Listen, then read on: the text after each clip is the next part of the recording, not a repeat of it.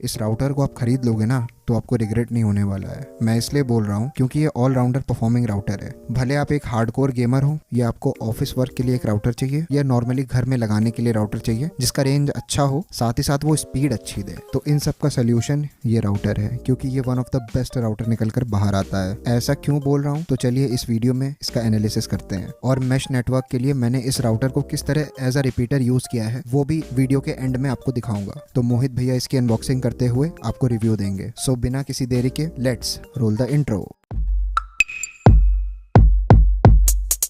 Hello friends, स्वागत है आपका हमारे यूट्यूब चैनल पे। उम्मीद करता हूँ आप सभी स्वस्थ होंगे और मस्त होंगे जहाँ भी हैं, जैसे भी हैं। तो आज हम आपके लिए लेके आए हैं एक वाईफाई राउटर टीपी लिंक का। सबसे पहले तो मैं आपको ये रीज़न बता दूँ, हमारा सिलेक्ट करने का रीज़न ये था कि एक राउटर हमारे पास ऑलरेडी है जो अभी हम लोग अपने यहाँ पे यूज़ कर रहे हैं, लेकिन अभी क्या हो रहा था कि हमारे घर पे उसका पूरा कवरेज नहीं मिल पा रहा था। तो एज अ रिपीटर इसको हम यूज़ करेंगे। तो आइए आज हम आपके लिए जो लाए हैं उसको देखते हैं। इसमें जैसा कि बॉक्स में दिया हुआ है, ये डुअल बैंड राउटर है।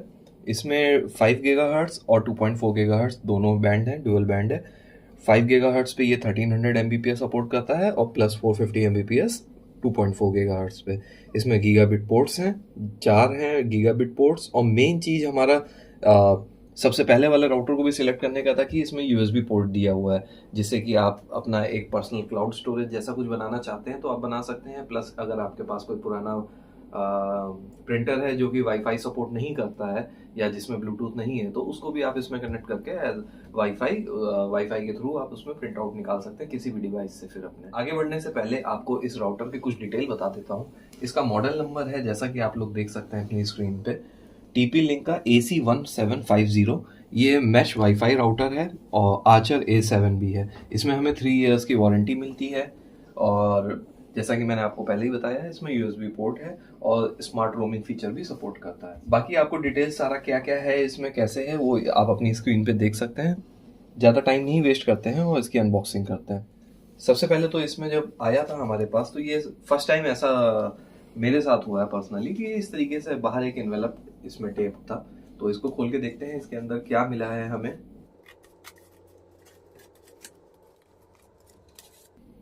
ठीक है, इसके अंदर पे जो है यूनिट का बिल है। ये राउटर हमें पड़ा है 2999 का। पहले जो हमने खरीदा था तब हमें ये 2500 का पड़ा था, बट अभी इसकी प्राइस बढ़ गई है। आइए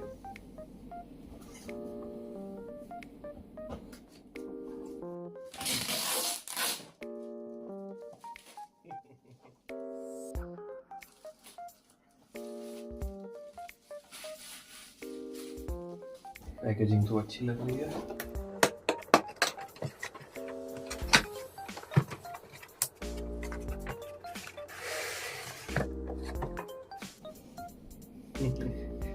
ये हमारा राउटर है नया। पैकेजिंग इसकी काफी अच्छी करी है।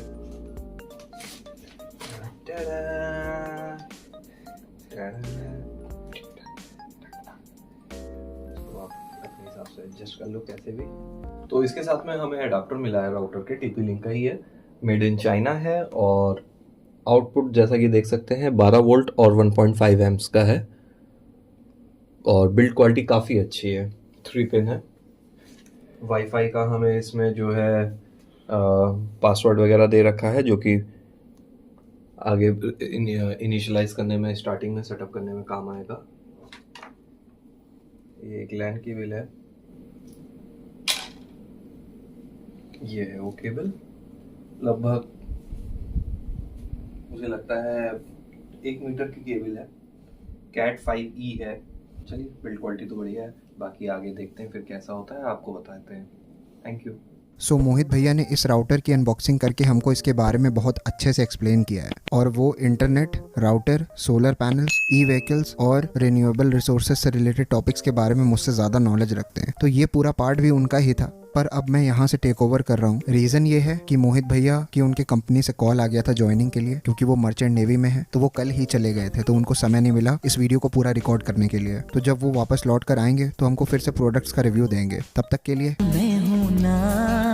तो अब मैं बात करने जा रहा हूँ कि हम दोनों का यूज़र एक्सपीरियंस इस राउटर को लेके कैसा रहा है। तो हम दोनों ने आज से 2 साल पहले ये सेम ही राउटर खरीदा था अपने अपने घरों के लिए, और तब से लेके अभी तक इस राउटर में कोई भी इशू नहीं आया है कि इसका माल फंक्शनिंग हो गई हो या इसके सॉफ्टवेयर में कुछ इशू आ गया हो जिससे ये 5 गीगाहर्ट्ज या 2.4 गीगाहर्ट्ज पे स्विच नहीं कर पा रहा हो। ऐसा हमें कोई भी अभी तक इशू देखने को नहीं मिला है। जैसे पहले दिन चल रहा था आज भी ये वैसा ही चल रहा है। तो उस टाइम हमने इस राउटर को 2500 रुपए में खरीदा था। आज इसकी करंट प्राइस लगभग 3000 हो चुकी है, पर आज भी ये अपने करंट प्राइस को जस्टिफाई करता है। तो अब मैं आपको इसके रीजंस बता रहा हूँ। तो सबसे पहला, रेंज। मान लीजिए आपके एक के बाद एक 5 कमरे हैं, तो अगर राउटर आपका पहले कमरे में रखा हुआ है तो वहां से जो लास्ट वाला कमरा जहां पे अगर आप फोन यूज कर रहे हैं तो ये राउटर वहां तक रेंज दे देगा, क्योंकि दीवार को पेनिट्रेट करना आसान होता है छत के मुकाबले। अगर आपका राउटर ग्राउंड फ्लोर पर रखा हुआ है, जस्ट उसके ऊपर वाले कमरे में भी आप होंगे तो शायद आपको इंटरनेट अच्छा ना मिले, ये मैं बता दे रहा हूँ। तो हम लोगों ने जो प्लान लिया था अपने अपने घरों के लिए वो 100 Mbps का लिया था लोकल ऑपरेटर से। तो 100 Mbps 5 गीगाहर्ट्ज के बैंड पे तो बहुत अच्छा काम करता है। जैसे ही आप राउटर से थोड़ा दूर जाते हैं तो जब ये 2.4 गीगाहर्ट्ज पे स्विच होता है तो उसका जो इंटरनेट स्पीड है ना वो काफी गिर जाता है। आप 4K में तो स्ट्रीमिंग नहीं कर पाएंगे, 1080 में भी थोड़ा थोड़ा बफर करके चलेगा 2.4 गीगाहर्ट्ज में। इस राउटर की एक बहुत खास बात है और वो ये है कि अगर मान लीजिए आप इसके 5 गीगाहर्ट्ज के बैंड के रेंज में है तो ये 2.4 गीगाहर्ट्ज से ऑटोमेटिक 5 गीगाहर्ट्ज पर स्विच हो जाएगा, और जैसे ही आप दूर जाएंगे 5 गीगाहर्ट्ज के रेंज के बाहर जाएंगे तो ये 2.4 गीगाहर्ट्ज पे फिर स्विच हो जाएगा। तो आपको मैन्युअली स्विच करने की जरूरत नहीं है।